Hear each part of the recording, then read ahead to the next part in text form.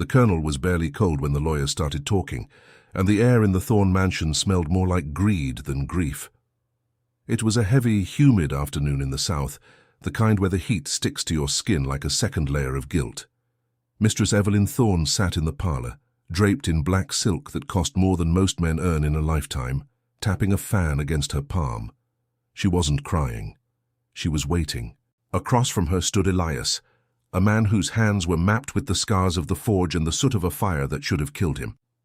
He stood perfectly still, his eyes fixed on the floorboards, listening to the sound of a legacy being torn apart. The colonel had been a man of many secrets, but his final will was the biggest one of all. When the lawyer cleared his throat and read the words aloud, Evelyn didn't just smile, she laughed. She inherited the mansion, the 1,000 acres of prime cotton land and every horse in the stable. And Elias, the man who had pulled the colonel from the wreckage of the burning mill, the man who had been promised his freedom for 10 years, was given a pile of ash. The colonel left him the ruins of the old mill, a charred skeleton of timber and stone that everyone else considered a graveyard of failed dreams. Evelyn looked at Elias and told him he should be grateful. She told him he could go live in the dirt and the charcoal, while she planned to turn the mansion into a monument of her own power. What she didn't know was that the night before the colonel died, he had done something that rendered the deed to the mansion as worthless as a handful of sand. He had stripped the value from the very wall she was sitting in, and he had hidden the truth exactly where she wouldn't look. Under the scorched floorboards of that ruined mill, buried in the grey dust, sat a heavy, rusted iron lockbox. Elias knew it was there. He also knew that if he breathed a word of it, he wouldn't just lose his inheritance, he would lose his life. Look at this. Some people call it tradition to let the powerful trample the weak, but in this house, cruelty had a name and a face, and it wore a widow's veil. The Thorne plantation wasn't just a farm, it was a kingdom built on debts that were starting to scream. Evelyn Thorne wasn't just a widow, she was a gambler who had played away the estate's future in back-alley card games while the colonel lay dying. She needed money, and she needed it fast. Her plan was simple and brutal. She was going to sell the workers, people who had lived on that land for generations, to a trader known for his iron chains and his lack of a conscience. She viewed them as livestock, items to be traded to cover her losses. Elias watched her from the shadows of the forge. He saw the way she looked at the ledger on her desk, her eyes cold and calculating. He knew the clock was ticking. The slave trader's wagon was scheduled to arrive at dawn, and once those chains were locked, no piece of paper would be enough to break them. Elias wasn't just a blacksmith. He was a man who had spent his nights hunched over stolen books, teaching himself the shapes of letters and the logic of numbers. He understood the law better than the overseer, Caleb, who spent his days patrolling the quarters with a whip and a chip on his shoulder. Elias knew that the colonel's estate was a house of cards. The documents Evelyn held were forged, or at least they were incomplete. The real proof, the blue ledger that contained the receipts of every debt paid and the original will manumitting the workers, was missing. Evelyn thought she had burned it. She had thrown a pile of papers into the fireplace the night the colonel passed, watching the flames lick the edges of what she thought was her husband's legacy. But she was a woman blinded by her own arrogance. She didn't realize that the colonel had trusted the blacksmith more than his own wife. Elias felt the weight of the secret every time he moved. Around his neck, hidden beneath a sweat-stained shirt, was a leather cord. On that cord hung a heavy brass key with a broken tip.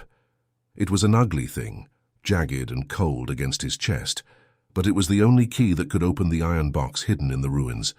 If Caleb or any of the other guards caught wind of it, Elias would be hanging from the nearest oak tree before the sun went down.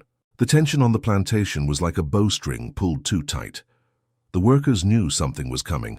They could hear the way the overseer talked, the way he looked at them like he was counting coins instead of human beings. Sarah, the housemaid, had already whispered the news to Elias in the dark of the barn. The trader was coming. The deals were signed. The injustice of it burned hotter than the forge Elias worked every day. He remembered the night of the fire. He remembered the smell of the smoke and the way the colonel had looked at him while Elias dragged him out of the collapsing mill. The colonel had grabbed his arm, his voice a raspy whisper, promising him that the papers were ready. He had promised Elias his freedom and the safety of the others, but as soon as the colonel's heart stopped, Evelyn had stepped in. She didn't just deny the promise. She accused Elias of starting the fire herself. She used the very act of heroism to bind him tighter, claiming he had tried to murder her husband to cover up a theft. It was a lie so perfect that no one dared to challenge it, not when she had the law in her pocket and a whip in her hand.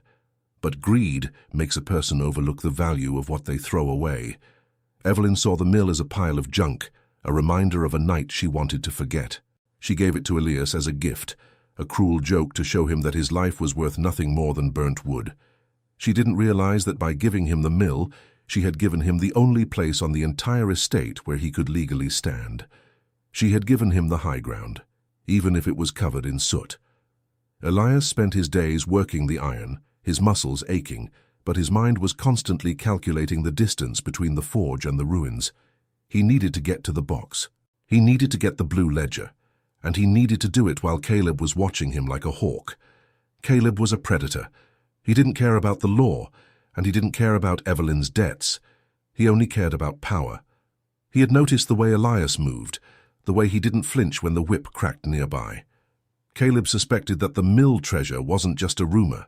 He had heard the stories of the colonel hiding gold, and he wanted it for himself. He began to tighten the noose around Elias, ordering extra searches of the quarters, and following him whenever he moved toward the edge of the property. The pressure was mounting. Every time Elias reached for the cord around his neck, he felt the eyes of the overseer on his back. The atmosphere on the Thorn estate was turning toxic.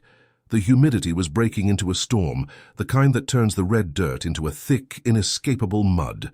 Elias knew the storm would be his only cover.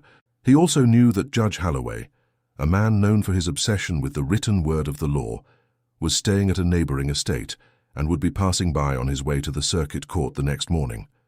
If Elias could get the ledger to the judge before the slave trader arrived, he might have a chance. But it was a race against the clock where the prize wasn't just gold, it was the lives of every person on that land. If you don't have a stomach for the kind of lies that dress themselves in silk and fine manners, you're in the right place. Subscribe, because here we dig up the truths they tried to bury. And tell me, do you think the colonel gave Elias that broken key out of trust?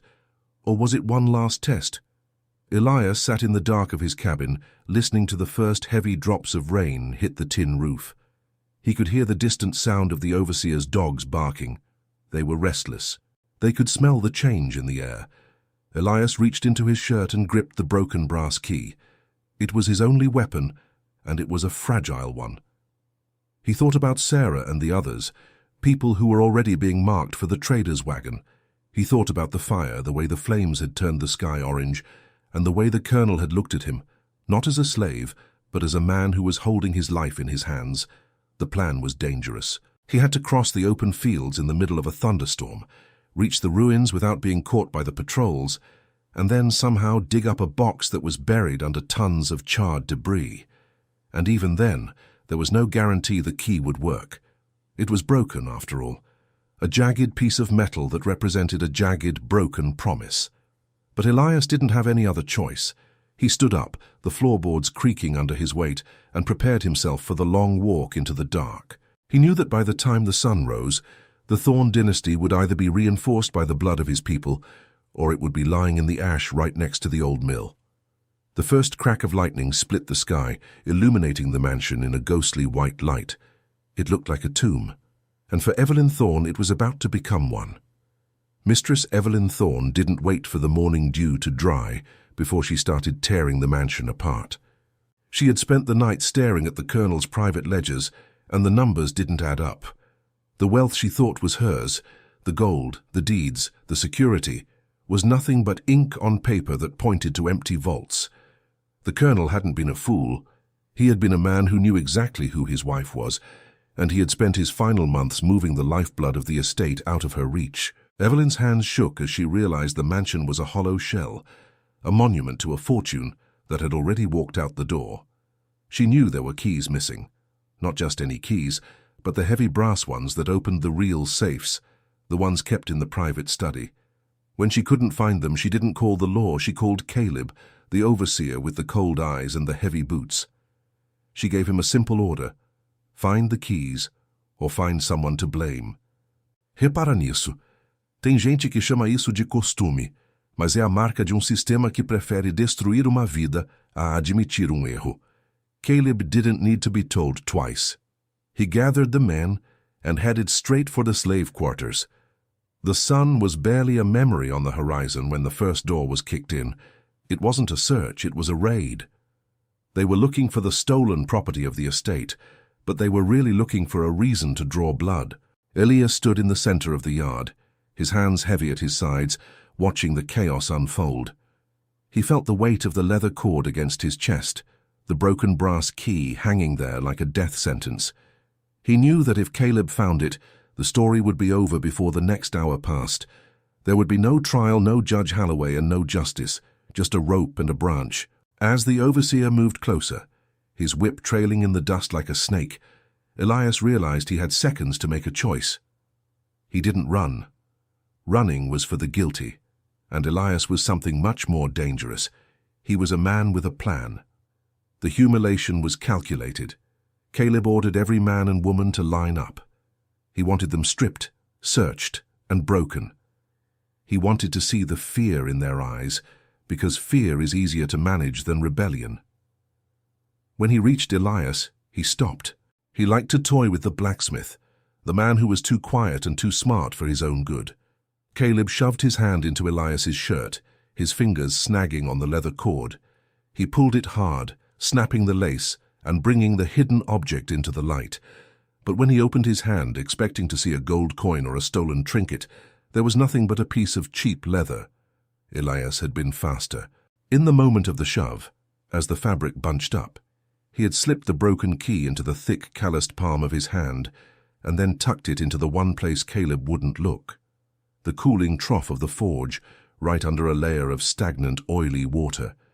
Evelyn watched from the porch, her face a mask of frustration. She didn't care about the dignity of the people she was terrorizing. She only cared about the debt that was breathing down her neck. The slave trader, a man named Silas Vane, had sent word that he would be at the gates by dawn. He wasn't a man who accepted excuses. He wanted his cargo ready for transport, and he wanted the titles to the property cleared. Evelyn knew she couldn't clear the titles without the blue ledger. She was trapped in a cage of her own making, and the only person who held the key was a man she had discarded as trash. She looked toward the ruins of the mill, the blackened timbers standing like jagged teeth against the grey sky. She hated that place. It was where her husband had almost died, and it was where he had spent his final, secretive hours. If you don't engole esse tipo de mentira bem vestida, se inscreve. E me diz, essa prova, o peso de uma chave quebrada, era aviso de liberdade ou a sentença de homem morto? Elias spent the rest of the day in the forge, the heat of the fire matching the intensity of the thoughts racing through his head. He had a photographic memory for numbers, a gift the colonel had used for years to keep the estate's books in order. Elias remembered the entries in the real ledger. He remembered the dates of the payments made to the banks in the city. He knew that the mansion wasn't just in debt.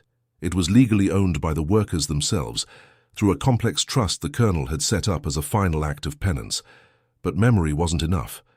In the eyes of the law, if it wasn't written down and signed, it didn't exist. He needed that iron box. He needed the physical proof that would turn the tide. The storm that had been threatening all day finally broke late in the afternoon. The rain came down in sheets, turning the world into a blur of grey and brown. This was his window. Under the cover of the downpour, the guards would be huddled under the eaves of the barn, and Caleb would be in the overseer's shack, nursing a bottle of cheap whiskey. Elias reached into the oily water of the cooling trough and retrieved the broken key. He wiped it on his trousers and felt the jagged edge where the tip had been snapped off. It was a gamble. If the other half of the key wasn't in the box, or if the lock was too rusted to turn, he would be trapped in the ruins with no way out and no way to prove his innocence. He slipped out of the forge, staying low and moving with the silence of a man who had spent his life learning how to be invisible. The mud sucked at his boots, trying to hold him back, but he pushed through. The smell of wood ash and wet charcoal grew stronger as he approached the mill. It was a desolate place, haunted by the memories of the fire that had changed everything. Elias climbed over a fallen beam, his hands stinging as the rough wood scraped his palms. He knew exactly where to look. The colonel had pointed to the spot while he was coughing up smoke in the back of the wagon. Under the third stone from the hearth, where the shadow falls at noon. But there was no sun to cast a shadow now. Elias had to rely on his memory of the floor's layout before the roof had collapsed. He began to clear away the debris, his fingers clawing at the cold, wet ash. Each movement felt like it took an hour. Every snap of a twig in the woods made his heart hammer against his ribs. He felt like he was being watched, not by the guards, but by the ghosts of the promises that had been broken on this land. Not stone, but metal. He dug faster, ignoring the blood starting to seep from under his fingernails. It was the box, a heavy, rusted iron chest, half buried under the weight of a fallen timber. Elias tried to pull it free, but it wouldn't budge. The timber was a massive oak beam, and it was pinned down by the remains of the stone chimney. He needed leverage. He needed a pry bar or a second pair of hands. As he stood up to look for a tool, a flash of lightning illuminated the ruins, and for a split second he saw a silhouette standing at the edge of the clearing. It wasn't a guard. It was Sarah, the housemaid. She was drenched to the bone, her eyes wide with terror. She pointed toward the mansion, her voice barely audible over the roar of the rain. "The trader," she whispered. "He's not waiting for dawn. He's at the gate now. Evelyn told them to start the loading." The panic hit Elias like a physical blow. He was out of time. The slave trader was here early, and the box was trapped under 1,000 pounds of wood and stone. He looked at Sarah, then back at the box. He didn't have the strength to lift the beam alone, and Sarah was small, but she was fast. He told her to go to the judge's route, to find any way to delay the carriage if it appeared, while he tried one last desperate move at the forge. He knew he couldn't lift the beam, but he might be able to burn it. If he could start a small, controlled fire under the timber, he could weaken it enough to break it. But a fire in the ruins would be like a beacon to Caleb. Elias looked at the broken key in his hand. He realized then that the colonel hadn't just given him a key, he had given him a puzzle. The broken tip wasn't an accident. It was the only way to ensure that the box could only be opened by someone who had access to the other half, the half the colonel had kept in his private desk. Elias didn't just need to get the box open. He needed to get into the mansion, into the very heart of Evelyn's power, to find the piece that would make the key whole. The situation had just gone from a desperate search to a suicide mission. He looked at the mansion, the lights flickering in the windows like the eyes of a beast, and he knew that the only way to save his people was to walk straight into the lion's den. As he turned to leave the ruins, a heavy hand clamped down on his shoulder. The smell of whiskey and tobacco filled the air. It was Caleb. The overseer hadn't been in his shack after all. He had followed Elias through the mud, and he was smiling, a cruel, jagged expression that promised nothing but pain. He looked down at the hole in the ground, at the corner of the iron box peeking through the ash. "Well now," Caleb rasped, his grip tightening. "Looks like you found the colonel's gold after all, and here I thought you were just a loyal dog." He pulled a pistol from his belt and pressed the cold barrel against Elias's temple. "Open it, now, or I'll leave your brains to mix with the rest of this soot." The barrel of the pistol was ice-cold against Elias's temple, a sharp contrast to the humid, suffocating heat of the rain-drenched ruins. Caleb's hand was shaking, not out of fear, but from the raw, jagged edge of a greed that had been simmering for years. He didn't see a man standing in front of him. He saw a map to a fortune he hadn't earned. He wanted that iron box open, and he wanted the gold he was certain was inside. But Elias, despite the metal pressed against his skin, didn't move a muscle. He knew something Caleb didn't. He knew that greed makes a man blind to the very things that will destroy him. He looked Caleb in the eye, the rain dripping off his brow and into his lashes, and spoke in a voice that was as steady as the stone hearth behind them. He told the overseer that the box didn't contain gold coins, but something far more valuable to a man like Caleb, the deeds to the land itself, deeds that weren't in Mistress Evelyn's name. Repara nisso. A ganância é veneno que cega o carrasco e dá tempo para a vítima pensar, transformando o chicote em uma corda no próprio pescoço de quem o segura. Caleb's eyes widened. The idea of owning the Thorn estate, of being the master instead of the hired help, was a lure he couldn't resist. He lowered the pistol just an inch, his mind already racing with the possibilities. Elias knew he had him. He told Caleb that the box was double-locked, a mechanism the colonel had designed himself. The broken brass key around Elias's neck was only half of the solution. The other half, the tip that had been snapped off, was hidden inside the colonel's private desk in the mansion. If Caleb wanted the gold of the land, he had to help Elias lift the beam, and then he had to get Elias into that house. It was a lie wrapped in a half-truth, the most dangerous kind of deception. Elias didn't need Caleb to get the land. He needed Caleb to get him past the guards who were currently loading the workers into the slave traders' wagons. The sound of those wagons was getting louder, a rhythmic clanking of chains that cut through the roar of the thunderstorm. Every second Elias spent talking to Caleb was a second closer to Sarah, and the others being lost forever. Down at the gate, Silas Vane was barking orders. He was a man who smelled of stale tobacco and old blood, a man who didn't care about the legalities Elias was trying to uncover. He just wanted the flesh he had paid for. Mistress Evelyn was standing on the porch, holding a flickering lantern, her face pale and drawn. She was watching the loading with a desperate intensity. She needed those wagons to leave before the sun came up, before the bank's men arrived, and before anyone could question why the widow of the colonel was selling off the entire workforce like a fire sale at a bankrupt general store. Elias and Caleb worked in a grim, silent partnership.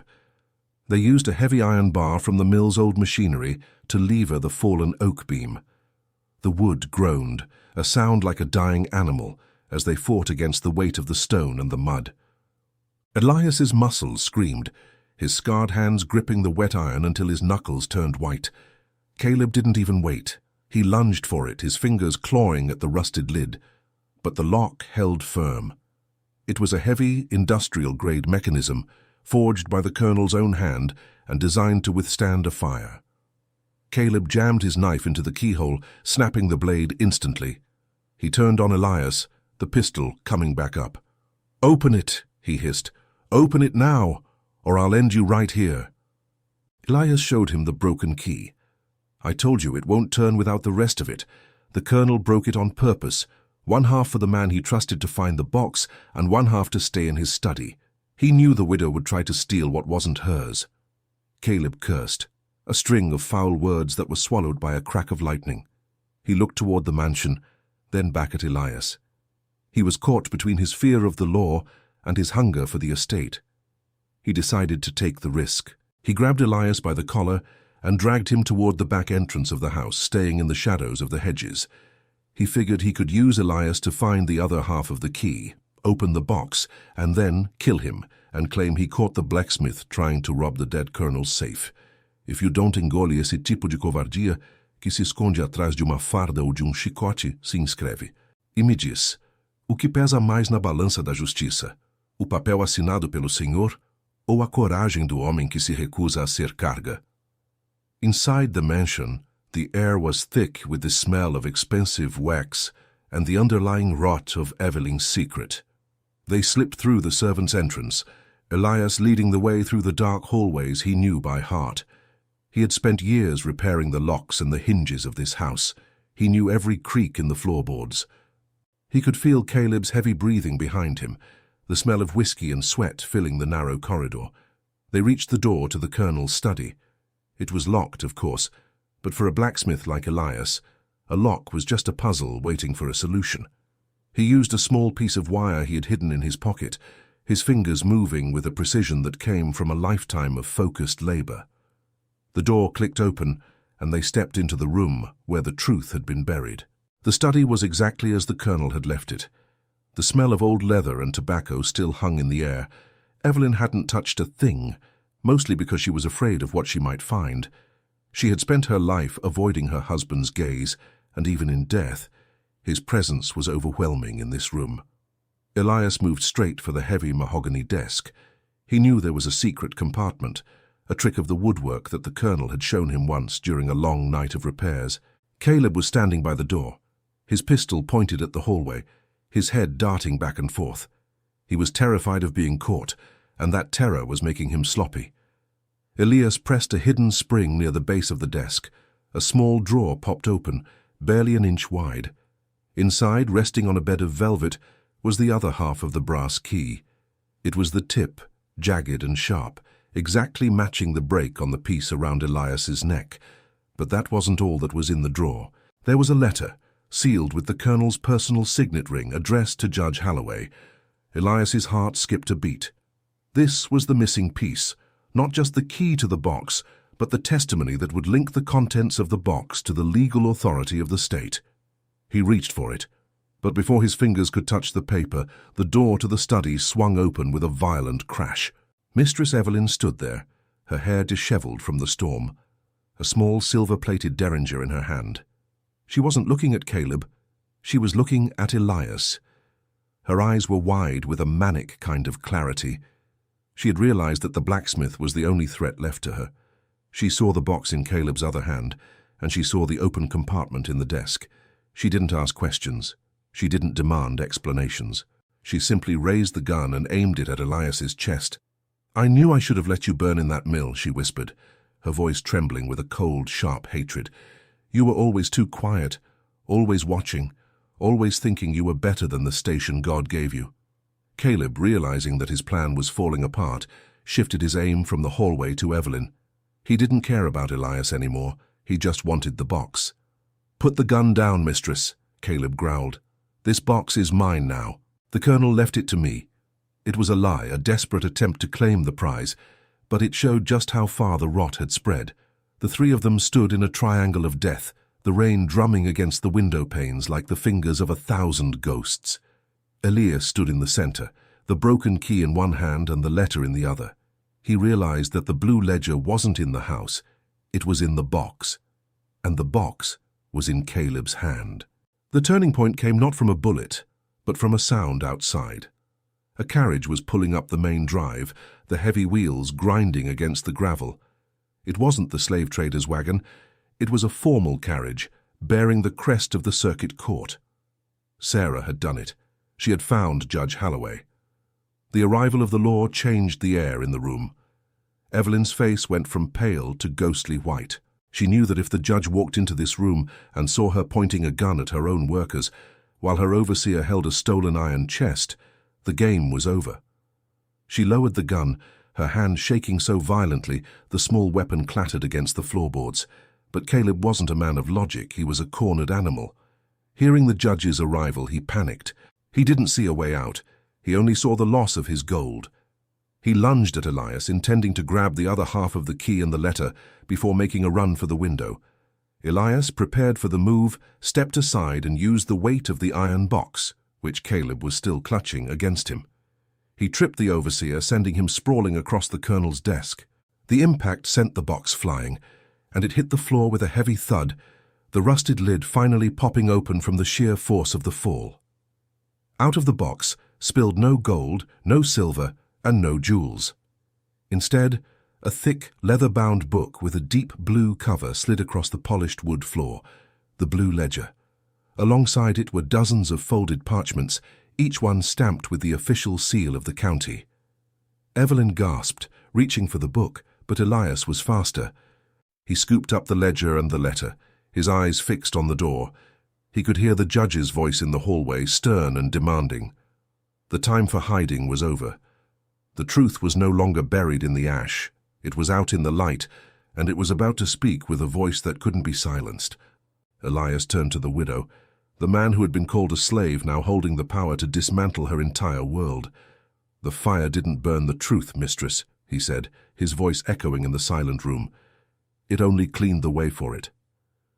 Mistress Evelyn Thorne thought the law was a tool she could buy, but she forgot that the law has no loyalty to a liar when the truth is written in a dead man's hand. The final moments of the Thorne dynasty weren't a battle. They were an execution of justice. The heavy mahogany doors of the study flew open, and there stood Judge Halloway, his coat dripping with rain and his face set in a mask of granite. He didn't look at the widow with pity, and he didn't look at the overseer with respect. He looked at the room like a man examining a crime scene. Behind him, the porch was a stage for a nightmare. with Silas Vane's men already tightening the ropes on the first group of workers. But inside this room, the air had turned freezing. Elias stood his ground, filthy, bleeding from his hands, and holding the blue ledger like it was the only thing keeping him anchored to the earth. Repara nisso. Tem gente que passa a vida inteira construindo castelo de mentiras, mas esquece que basta homem honesto com uma prova física para derrubar tudo. Judge Holloway stepped into the room, his eyes moving from the derringer on the floor to the iron box that had finally yielded its secrets. He didn't wait for Evelyn to start her rehearsed speech about intruders and thieves. He walked straight to Elias and held out a hand, not to strike him but to take the documents. Evelyn tried to scream, her voice a shrill, breaking thing that sounded like metal scraping on stone. She claimed that Elias had stolen the box from her husband's private vault, that he had started the fire to cover his tracks, and that the ledger was a forgery. She was throwing every lie she had left at the wall, hoping something would stick. But the judge wasn't listening to her. He was looking at the brass key in Elias's hand, the jagged, broken piece of metal that looked like a scrap of trash to anyone else. The judge reached into his own pocket and pulled out a small wooden case. He opened it, revealing the other half of the brass key, the piece the colonel had sent to him by a trusted messenger weeks before his death. The room went silent. You could hear the rain hitting the window panes, a rhythmic, steady heartbeat of the storm. Holloway took the piece from Elias and pressed the two jagged edges together. They didn't just fit, they locked. It was a perfect match, a physical bridge between the dead man's intent and the living man's struggle. This wasn't just a key anymore. It was a signature. It was the proof that the colonel had intended for Elias, and only Elias, to be the one to find that box. Evelyn slumped against the desk, her black silk dress catching on the corner of the wood. She knew. She knew the moment those two pieces of brass clicked that her reign was over. But Elias wasn't done. He handed the judge the letter he had found in the secret compartment. The seal was unbroken, the red wax bearing the Thorne family crest. Holloway broke the seal with a slow, deliberate motion, his eyes scanning the lines of text. As he read, his brow furrowed, and a look of deep, cold indignation settled over his features. The colonel hadn't just left instructions for the estate. He had written a confession. He had detailed Evelyn's gambling debts, her attempts to siphon money from the trust, and his fear that she would sell the people on his land the moment he was gone. If you don't engole esse tipo de traição que se veste de luto para esconder o roubo, se inscreve. E me diz, essa prova, o match perfeito da chave quebrada, foi o fim de uma era ou o começo de uma vingança que demorou demais. The judge turned toward the window and shouted for the guards outside to stop the loading immediately. Silas Vane, the slave trader, stepped onto the porch, his hand on the hilt of a heavy knife. He started to protest, claiming he had a signed contract from Mistress Thorne. Holloway didn't even look at him. He simply held up the blue ledger. He told Vane that the contract was void because Evelyn Thorne had no legal right to sell property that was currently held in a court-mandated trust.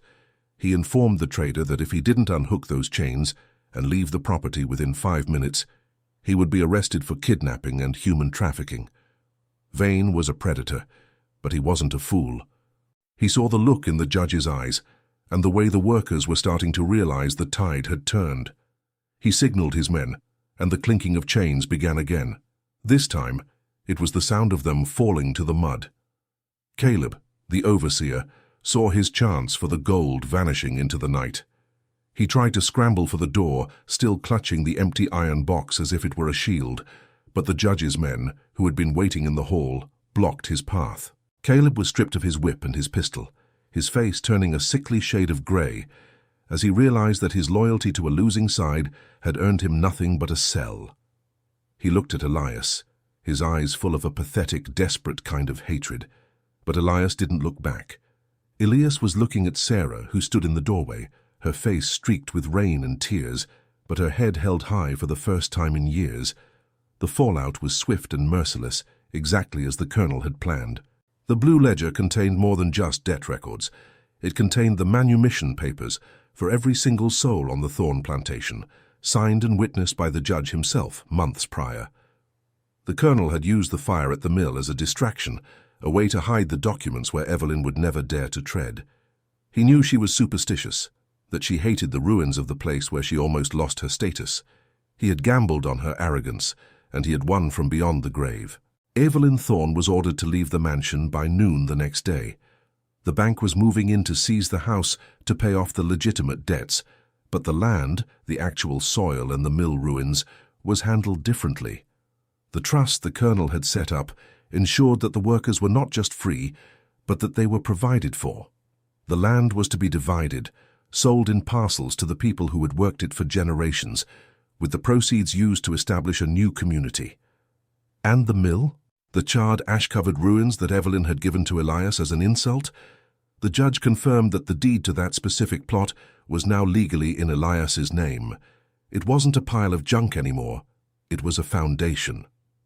Elias stood on the porch as the sun began to break through the clouds, the first light of dawn hitting the wet earth and making the world look like it had been washed clean. Evelyn Thorne was escorted away in a small, plain carriage, stripped of her jewelry and her titles. She left with nothing but the clothes on her back and the knowledge that the man she had called a slave now owned the very land she had tried to steal. She had played her hand and lost everything because she couldn't see past her own greed. She thought the ash was the end of the story, but for Elias and the others it was just the beginning. They gathered in the yard, not as cargo, but as neighbors. The silence that followed was different than the silence of the Thorne mansion.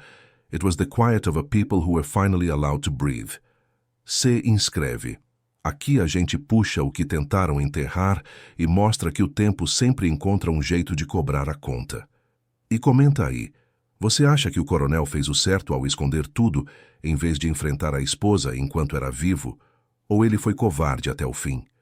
The colonel thought he was being clever, and the widow thought she was being cruel. But in the end, the only thing that remained was the evidence hidden in the ash.